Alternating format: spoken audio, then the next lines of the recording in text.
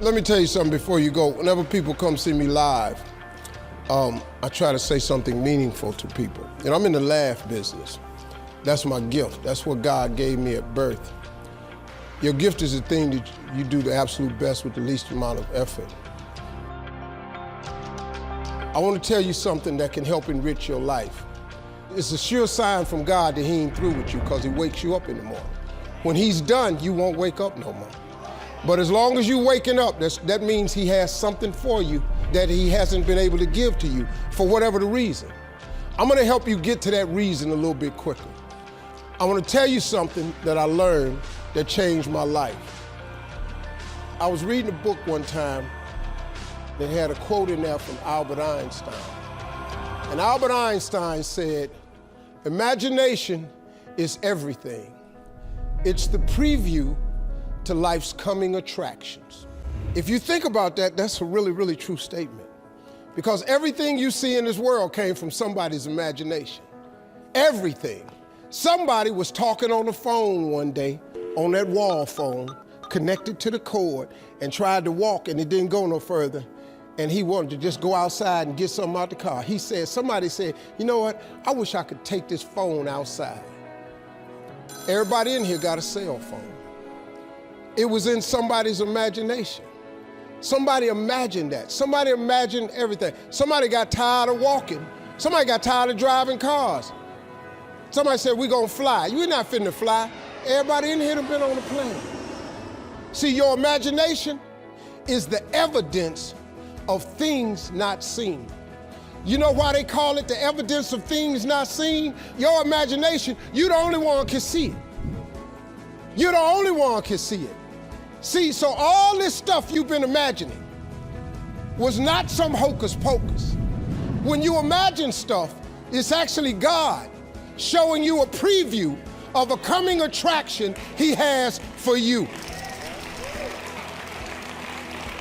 That's what your imagination is. Why do you keep imagining yourself with a second home? Because God wants you to have a second home. Why do you keep imagining yourself in a supervisory capacity on another job? Because God really wants you to have that. Why you keep dreaming of opening a business one day? That's because that's what God really got for you. And he put it in your imagination.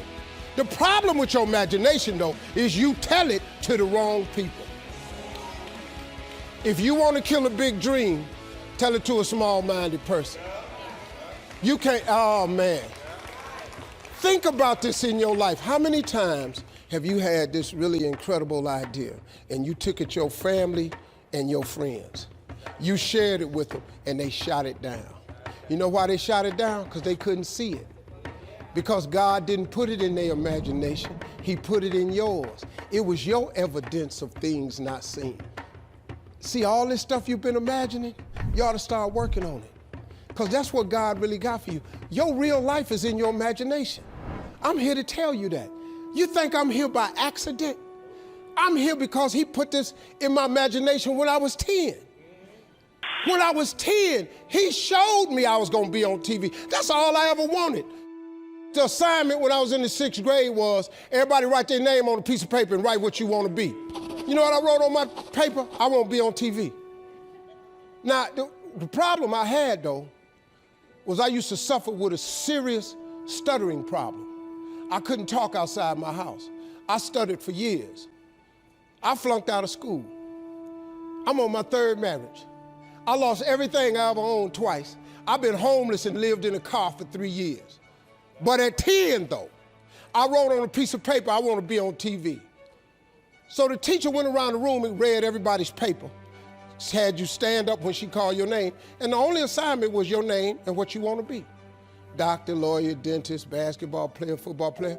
I wrote I want to be on TV. She saved me for last. She said, "Little Stevie, come to the front." Now I'm thinking, I'm going to the front because I got the best answer. Because ain't nobody had put that on their paper.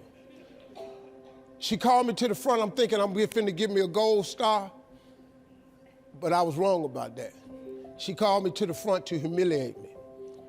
First of all, you know I can't talk.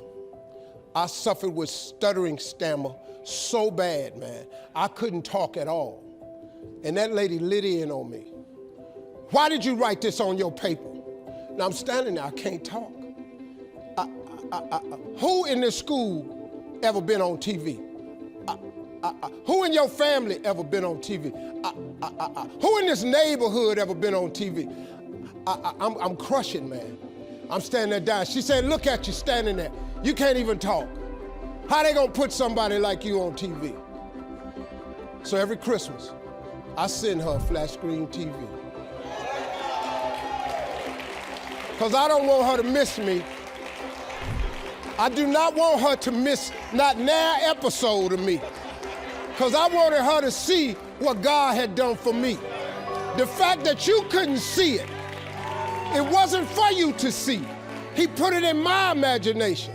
But after 3 years of homelessness, losing everything I ever owned twice, suffering through flunking out of school, go home and cut your TV on.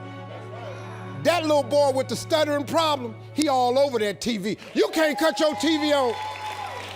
You can't cut your TV on not a day of the week and you don't see that little boy. That little boy with the stuttering problem is all over that TV because God put it in my imagination. All I did was hang on to that thought.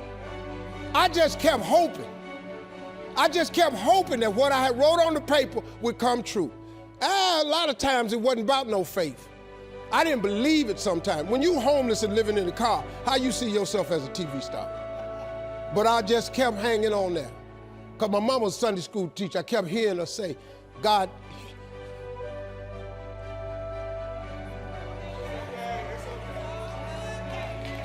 God didn't bring you this far to leave you. God didn't bring you this far to leave you. Why do you think he keeps waking you up? Because he got more for you. He got way more for you. He got plans for you. But he needs your faith. He just needs you to call on him. He needs you to dust off your imagination and just go for it. You got to try. Quit waking up thinking you ain't got no say-so in your life.